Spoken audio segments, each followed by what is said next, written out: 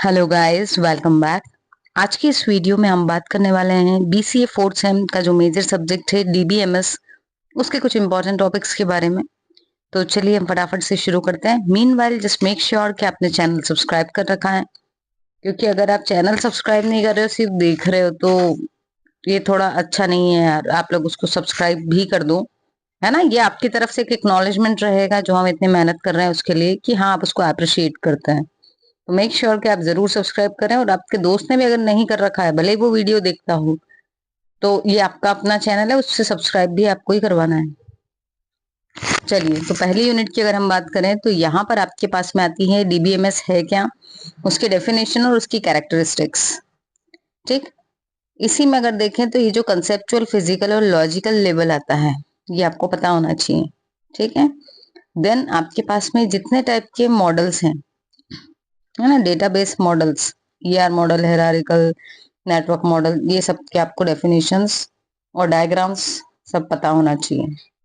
ठीक, देन हम अगर आ जाएं सेकेंड यूनिट में, तो सेकेंड यूनिट में आपके पास में है रिलेशनल डेटा मॉडल, है ना।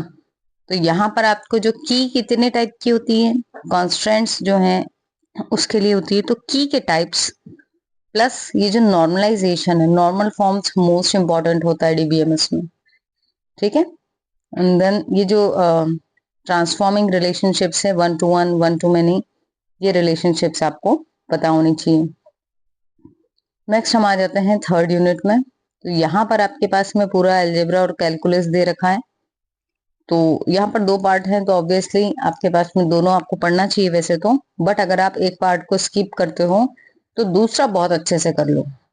ठीक है, ये जो रिलेशनल अलजेब्रा है, इसके जितने भी ऑपरेशंस हैं वो आपको सारे पता होना चाहिए, स्पेशली जॉइंट्स, जॉइन पूछे जाते हैं।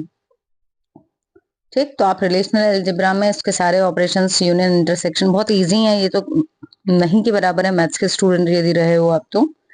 देन जॉइन जो है ये भी काफी इजी गोइंग है, तो आपको ये इतना करके रखना है, जब अगर एग्जाम में आए तो आपको टेबल्स बना के जब बताओगे तो ज्यादा स्कोरिंग रहेगा। उसके बाद हम आ जाते हैं फोर्थ यूनिट पर। तो फोर्थ यूनिट में आपके पास में एसक्यूएल आ चुका है। तो आपको जो बेसिक इन्फॉर्मेशन, जो डेफिनेशंस होती है वो भी पता होना चाहिए, क्योंकि ऑब्जेक्टिव में हो सकता है उससे रिलेटेड कुछ पूछ लें। तो स्कीमा, डेटा टाइप और डोमेन्स क्या होती है, ये आपको पता होना चाहिए। और अगर हम एग्जाम की जो क्वेश्चंस हैं डिस्क्रिप्टिव वाले, उसके पॉइंट ऑफ व्यू से देखें तो आपके पास में ये जो एग्रीगेट बिल्ट इन फंक्शंस हैं ये आपको पता होना चाहिए, group by having clause.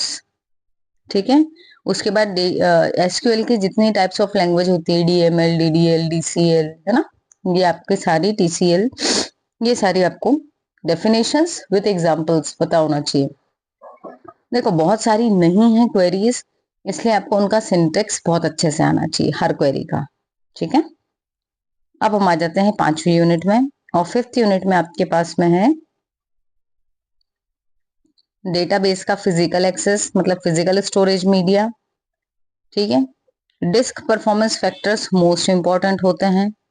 Then file organisation and addressing methods, ये जो हैशिंग है, ये इतना अगर आप कर लोगे तो काफी अच्छा हम मान सकते हैं कि एक स्कोरिंग रहेगा। हालांकि सिलेक्टिव स्टडी अभी से स्टार्ट नहीं करना चाहिए, है ना, अभी काफी इनिशियल लेवल पे हैं आप लोग।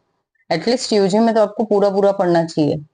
ठीक है, तो सजेस्ट तो हम यही करेंगे कि आप पूरा सिलेबस पढ़ें, बट एग्जाम के पॉइंट ऑफ व्यू से इन टॉपिक्स को जो है आपको स्किप नहीं करना है, ये मोस्ट इंपॉर्टेंट है।